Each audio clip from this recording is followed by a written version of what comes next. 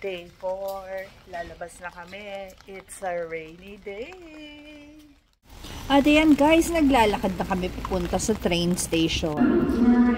Nasa Marunouchi na kami. Dito naman kami gagala. Naglalakad na kami na dito pa kami sa underground. At heto, nagpa-picture na kami sa loob ng Tokyo Station. Nandito na kami at talaga naman matutuwa ang mga bata dito, kahit mga teenagers at saka sa mga young at heart. Talagang napakaraming anime stores dito. May Sanrio, yung iba hindi ko na po kilala. Kaya tara guys, tingnan natin kung ano ang meron dito. Character Street dito. Actually basement ito. Doon sa loob, marami doon. Tingin tayo later. Dito naman tayo. Sa Ghibli. Marami pong turista dito. Marami rin pong mga Pilipino. Hindi po ata ako na homesick. Kasi maraming bumibili ng mga souvenirs dito. Talagang nakakatuwa. At saka, milya-milya po ang mura ng mga items dito compared sa atin sa Manila. Eto, kilala ko. Mga Pokemon neto. Nanonood kami neto ng mga bata pa yung mga anak ko. Talagang nakakatuwa tumingin dito. Talagang babalik ka sa pagkabata kapag nakita mo.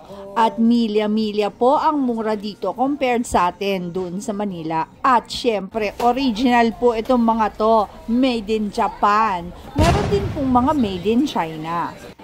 Nandito si Mufasa. Yan po isa sa mga sikat na pusa. Nakakaaliw yan. Napaka-cute ng mga pusang character. At heto pa po ang isa. Napaka-cute din niya. At ang gaganda po ng kanilang mga merch. Kita nyo naman. Talaga naman mapapabili ka kung marami kang pera. Pero wala pong murayta dito. Ayan, tingnan pa po natin yung mga iba pa po nilang binebenta. Talagang ang cute. Talaga naman, kung bata lang ako, matutukso talaga ako. Pero alam niyo naman, ng lola nyo, young at heartland. At eto na, sa iba na naman po tayo. Lumipat na po tayo ng mall. At nandito pa rin po kami sa Shinjuku. Marami pong floor itong building na to. At every floor, iba-iba po ang character. Eto, na sa unang floor pa lang po kami at ayan po ang mga binibenta dito. Kaya ng presyo talaga naman. Walang pambili ang lola nyo. Kaya hanggang tingin-tingin na lang po tayo. Ayan, eto, nakakaaliw. Ayan ng presyo. Kita nyo naman. Talaga naman, magandang bumili dito pang pasalubong. Talagang matutuwa ang pagbibigyan ninyo. At syempre, may sulat na Japanese. Alam mong galing Japan. At eto, mga pusa. Mofusan po yata ito. Talaga naka-costume pa. Ang gaganda. Magandang-maganda to para po sa mga lawit ng bag. Meron din po silang mga stuffed toys. At eto pa. Ewan ko kung ano ito. Basta maganda siya. Nakakatuwa po talaga tong building na to. At every corner, at every floor, every area, sama-sama po ang mga product na pare-pareho. Eto, nasa Sanrio naman po tayo. Tara guys, silipin natin kung magkano ito.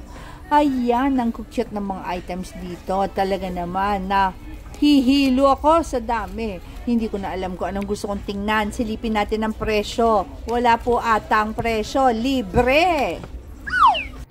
At etong floor na to, yung sinasabi ko, talagang naka-designate lang para sa lahat ng Sanrio item. Andyan si Hello Kitty, at si Hello Kitty, at si Hello Kitty. Yun lang po kasi ang kilala ko. Ayan, nasa ibang floor na naman po tayo. At eto, ayan naman mong merch nila dito. Ang gaganda rin. Ang gaganda nila gumawa ng mga characters. Simpleng-simple lang yung gawa ng mga itsura nila, pero talagang ang gaganda at saka ang kaklas. Hindi po to galing Divisoria. Ang cute si Totoro. At ayan, parang mga Ghibli items naman po ang area na to. Hindi ko po minamasama ang mga produkto natin sa Divisoria. Kaya lang syempre, mga made in China po yung mga nandoon. Heto po, talaga naman, ang gaganda. Meron din po ditong made in China, pero syempre yung quality, minemaintain ng mga Japanese ang kanilang mga produkto. Meron din naman po ditong mga made in China, pero hindi naman po naiiba sa mga produktong gawa dito sa Japan. Kaya nakakatuwa po talagang bumili dito. At ang pagkaka-display nila, maayos na maayos. Nakakanat lang po kahit mga mamahaling figurine at kung ano-ano. Ayan guys, mga mystery box naman po. Marami rin po dito. Talagang mawiwindang ang mga may collection dito. At heto, nasa Pokemon area naman po tayo. Tara guys, silipin natin ang mga presyo. Ayan, napabitawan lola dahil wala namang pambili. Eto pa guys, kilala ko yan, pero nalimot ko na ang pangalan. At eto, marami pa talaga dito. Talagang mawiwindang kayo. At para po sa mga taong gustong pumunta dito, Shinjuku lang po ito. Hanapin lang po ninyo yung building na mukhang may mga characters na anime. At ayan na, matutuwa talaga kayo at pumunta na kayo dito. At heto guys, tingnan ninyo. Kita nyo yung mga ipin niya, mukhang totoo, nakapustiso.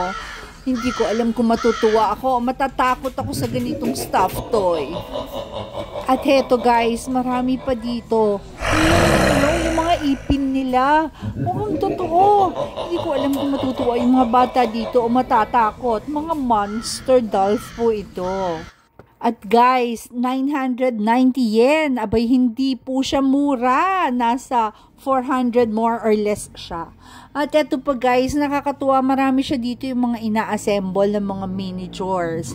Ayan, mahilig po dyan yung anak ko. Pero ako hindi ko na po kayang mag-assemble niyan. At may arthritis ng mga daliri ko. Hindi ko na maidikit yan ng maayos. Ayan, tingnan ninyo. Oh, ang ganda. Mukha siyang maliit na Japanese store. At ayan ang presyo. Ito pa po, nasa ibang area naman po tayo. At ina-assemble din po yung mga yan. Ito naman po hindi ko alam. Mga miniature lang po ata ng mga maliliit na tao na pwede mong ilagay kung saan mo gusto. Pasensya na't hindi ko talaga alam. At heto, kilala ko to, Tomika. Kalaban po ito ng Matchbox. Nilalaro ko po ito noon. Wow! Yan, inabutan ko po yan. Pinaglalaroan po namin yan nung kabataan namin. At heto guys, may iba na naman po. Hindi ko na talaga alam at nagkakandaduling na ako. Kayo na lang po ang tumingin at itutur ko na lang kayo. At heto, tuwan-tuwa ang lola nyo at nasa Snoopy na tayo. Siyempre, ito, inabutan ng lola nyo. At ayan po ang presyo ng mga bags niya.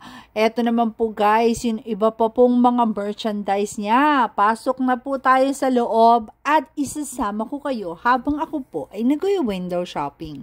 Alam nyo na, hanggang tingin-tingin lang. Hindi lang pala Snoopy ito, may mga iba pang produkto. At heto, si Rila Kuma. Tama po ba ang sinabi ko? Actually guys, nalaman ko lang po itong mga item na to. Dahil po sa anak ko. Syempre naman, nung panahon ko, wala pa po itong mga to. Ang gaganda ng mga item. Talaga naman kung meron ho kayong mga papasalubong ng mga bata, talagang matutuwa. Luluwa ang mata ninyo kapag nakita nyo yung mga items nila. At heto guys, nasa 5th floor na tayo. Tingnan naman natin kung anong ang meron dito. Dito po yata yung mga art materials na.